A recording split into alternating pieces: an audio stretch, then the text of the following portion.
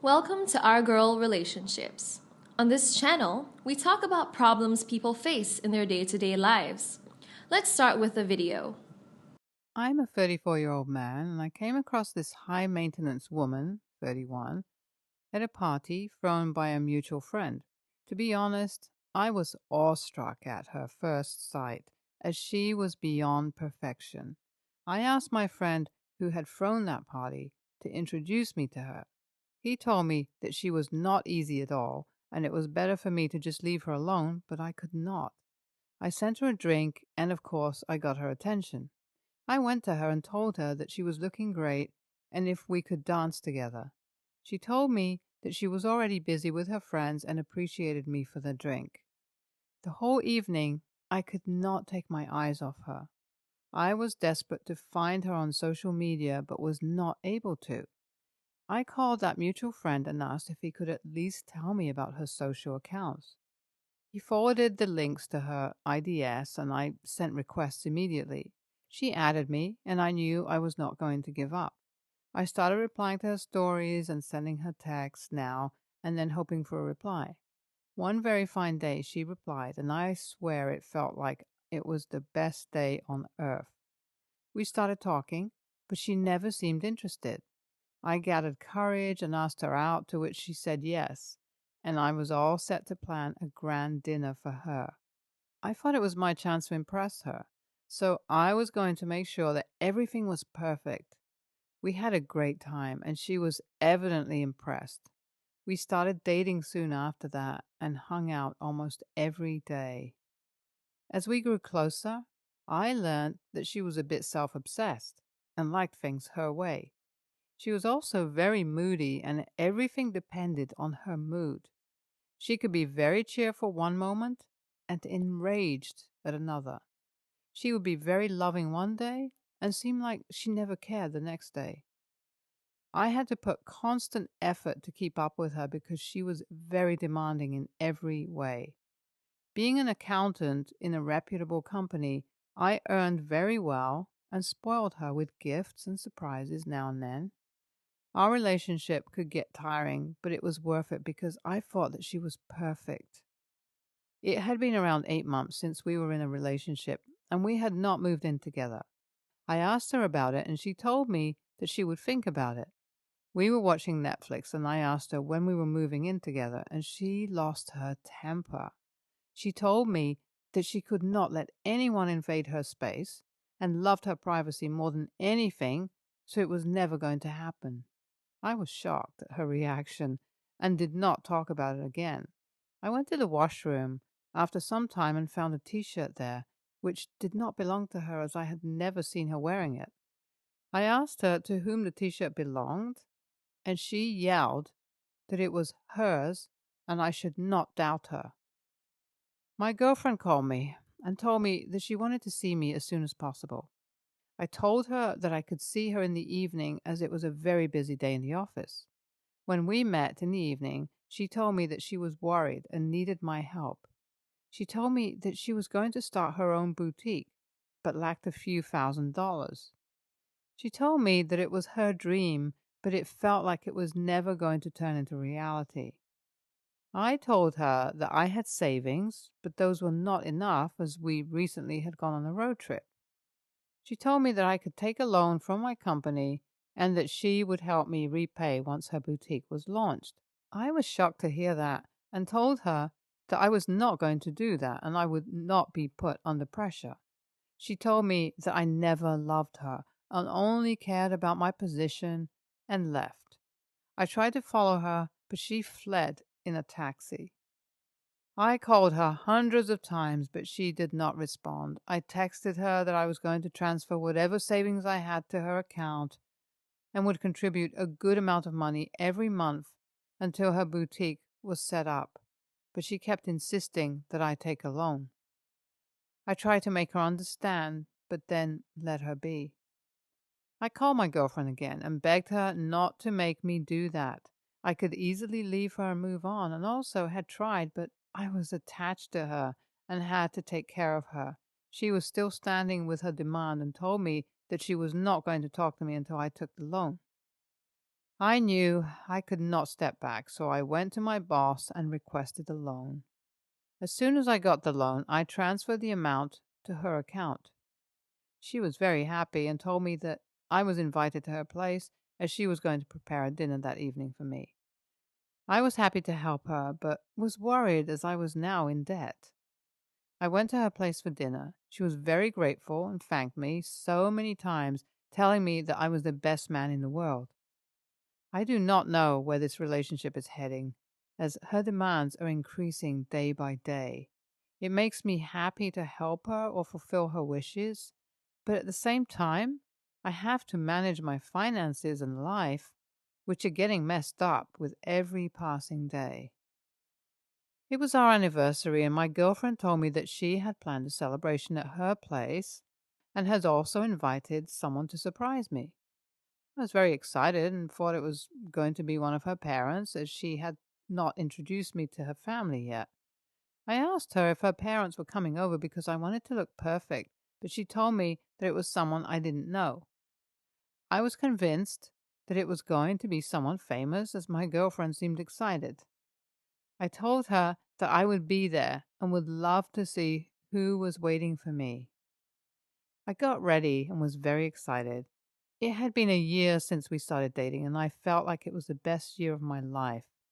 I had bought gifts for her from her favorite brands and bought a bouquet on my way. She was overwhelmed to see me with all those gifts and flowers and pulled me inside her apartment. She helped me put down the gifts and then hugged me, thanking me for the amazing year. She asked me if I was ready to see who she had invited that evening, and I told her that I was dying of curiosity. A few moments later, I saw her ex-boyfriend coming out of her bedroom smiling at me. I was shocked and asked her what was going on. She told me that she was grateful to me as I had helped her enough to move to the capital with the love of her life. She told me that she was already in a relationship with that guy when I was not ready to give up on her, as she decided to avail the opportunity. She went on and said that she was now going to move to the capital with her boyfriend and asked if I would like to have dinner with them or could leave. I could not believe it, and I left the place immediately. It made me sick. I had to take a day off from my office as I was too torn apart to face the world. That woman meant the world to me, and she decided to loot me just because I showed immense interest in her. I went through the social media and found that she had blocked me from everywhere, and I guess my number was also blocked. I did not try to contact her after that. Guys, I have an update. Almost 3 months after that incident, my ex texted me and told me that she wanted to see me. I asked her why she wanted to see me, as she had ruined everything, and I did not even want to see her face. She told me that it was something important, and I could not ignore her like that. To be honest, I still had a soft corner for her and couldn't refuse her. I told her that she could see me in the cafe near my apartment. I went to see her, and she looked as perfect as ever. As soon as we had placed an order for our coffees, she started crying bitterly and told me that her boyfriend took all her money and the money I had given her and ditched her. She told me that she had realized that she acted worse with me and it was karma who had punished her, but she was here to beg for a new beginning. She told me that she knew I still loved her and would not leave her alone. I told her that I was sorry to hear her story, but I could never let her in my life again, and I left the cafe. My ex kept on calling me and would not leave me alone.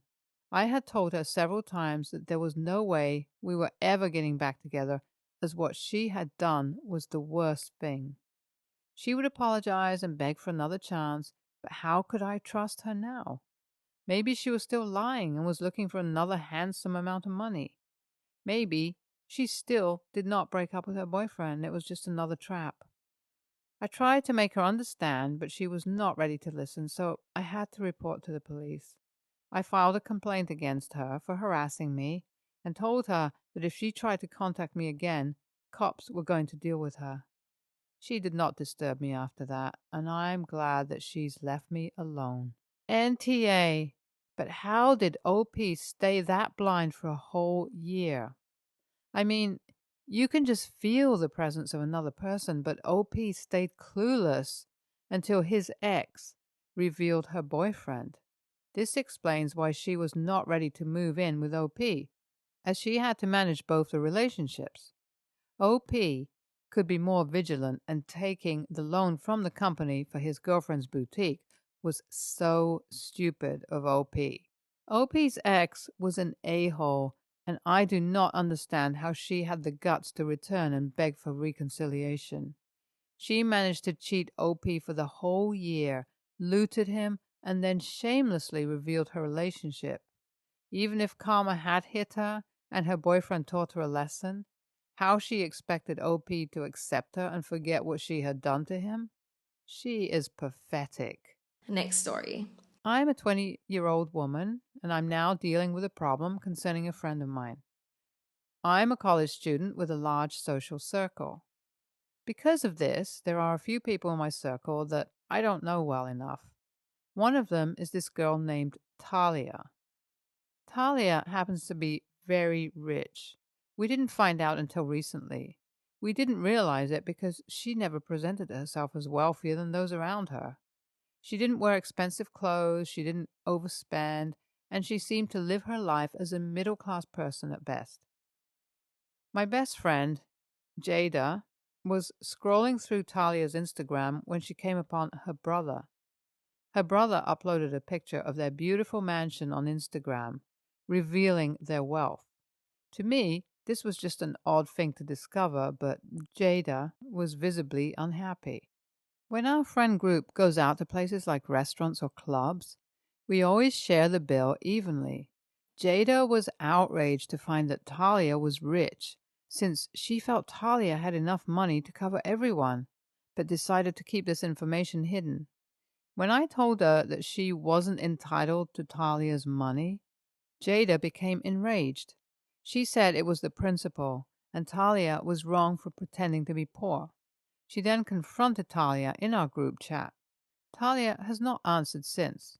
I advised Jada to calm down since it wasn't that serious, and she told me I was just as wrong as Talia for supporting her actions. I really want to give Jada the benefit of the doubt because she doesn't come from a family that does have a lot of money, so there could be some personal feelings involved with this. However, I also think that Talia isn't required to spend more than she has to.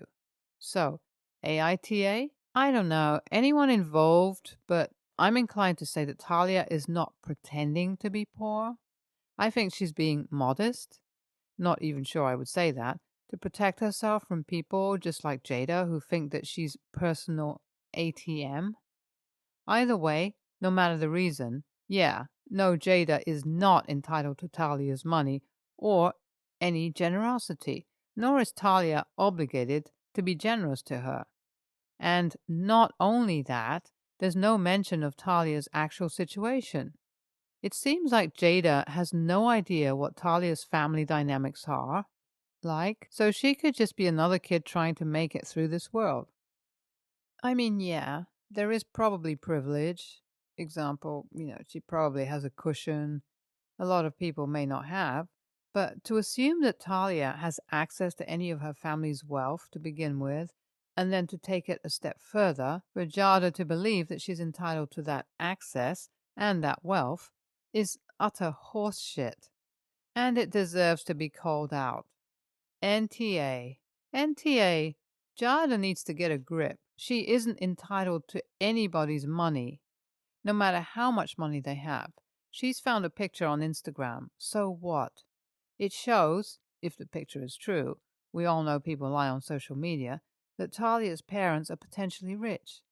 It doesn't mean that she is. Her parents could be quite strict with an allowance. But either way, it's none of her business, and she isn't entitled to it. Jada is acting like an entitled brat and is coming across as a user. Next story. So, I bought an existing established business and I'm carrying it on. The business is 100% mine, and the previous owners have no financial or legal stake in the business. They are a couple and retired. I took the business on. We've been on reasonably good terms, apart from the fact that one of the previous owners keeps coming in, putting her bag behind the counter, and standing there chatting with staff and occasionally customers. Staff don't like it and find her a bit of a nuisance, but don't feel confident moving her on. I normally deal with this by acting mock alarm and exclaiming, "Madam," while clutching my imaginary pearls or reminding her that customers are not allowed behind the counter. This is generally taken in good fun with her apologizing. She's on autopilot. I get it. It's annoying but not harmful. The routine is that she heads behind the counter. I tell her that she can't do that. She apologizes and moves. This has been going on for 6 months. The other day, she started using the cash register. I don't think that she was stealing and just changed her mind about a receipt, so printed herself one. But it was also a bit of a bloody overstep, and I told her so when I found out. I put my foot down and said that if she went behind the counter again, she'd be banned from the shop. 6 months is a long time to be friendly about it, and I've had enough. It's not a dementia thing, which someone suggested. She's just one of those people who largely does what she wants and argues until she gets her way if challenged. Since taking over, I've had customers ask if that woman has gone. She's now acting like I've done something unspeakable and, I think, thinks I'm accusing her of stealing, whereas, in my opinion, she's had 6 months of warning about this and it's just gotten worse. I see it as defending a boundary. She sees it as a slap in the face. Part of me feels like I should have been more tolerant, as she was there for over a decade and she means no harm. But it's been 6 months of me being tolerant and politely reminding her that she can't go behind the counter. Am I the a-hole here?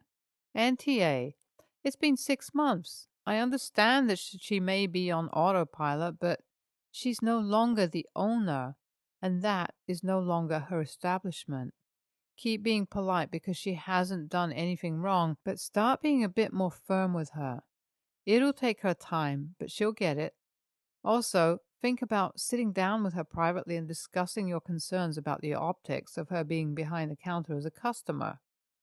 Talk to her business owner. That might help. NTA. I bought my business from my boss when he retired. The first year of owning it, I was still calling him, asking for opinions, worried about his thoughts on stuff if I changed it. As the years have gone on, this has faded and the relationship has changed. I might ask his opinions on how to handle something, like expanding or dealing with a difficult wholesaler, but he's now more of a sounding board. I no longer care if he comes in and doesn't like how we're operating. I wish I had set those boundaries much sooner because it would have saved me some anxiety. Set those boundaries. Don't feel bad. Honestly, she sounds pretty bad compared to my old boss. Like he openly would say, "Hey, this isn't mine. Do what you want." I have a feeling if you made a major change that she would flip her lid. Call her up and explain this isn't personal, but this is the way it has to be.